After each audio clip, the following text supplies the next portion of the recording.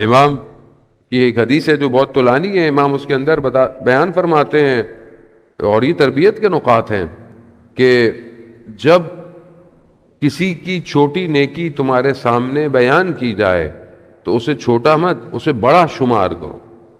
یعنی کبھی کوئی کہے کہ جی فلانے صاحب نے یہ کام کیا، کمیونٹی میں یہ کام کیا، مسجد میں یہ کام کیا، محلے میں یہ کام کیا، تو آپ یہ نہ کہو یہ تو کوئی کام ہی نہیں ہے، یہ کون سا بڑا کام ہے. نہیں، امام فرماتے ہیں کہ اگر کسی کی چھوٹی نیکی بیان کی جائے تو اسے بڑا شمار کرو.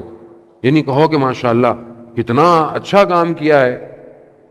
مثال کے طور پر کوئی یہ کہے کہ جی وہ فلانے شخص محلے میں قرآن پڑھاتے ہیں، آپ بولے ہاں قرآن پڑھاتے ہیں تو کیا ہو گیا مطلب.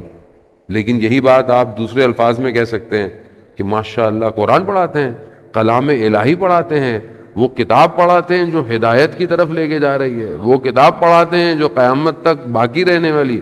کتنا بڑا کام کرتے ہیں، کتنا فرق ہے. لیکن جو بیچارہ قرآن پڑھاتا ہے اس کو تو فیس بھی بڑی مشکل سے ہم دیتے ہیں، اور اس کے بعد جو او لیول اے لیول کی ٹیوشن پڑھاتا ہو وہ فیس بھی اسی کی مرضی کی دیتے ہیں.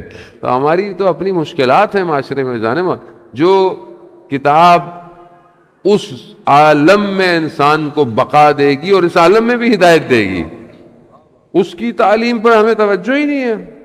تربیت کا پہلا عنصر ہے کہ بچے کو قرآن کی تعلیم دو، قرآن سکھاؤ.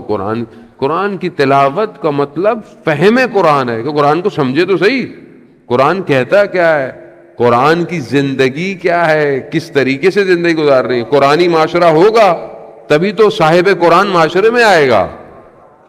جب آپ کا گھر قرآنی نہیں ہے تو وہ کہ جو ناطق قرآن ہے وہ کہاں ہمارے گھروں کی طرف توجہ دے گا.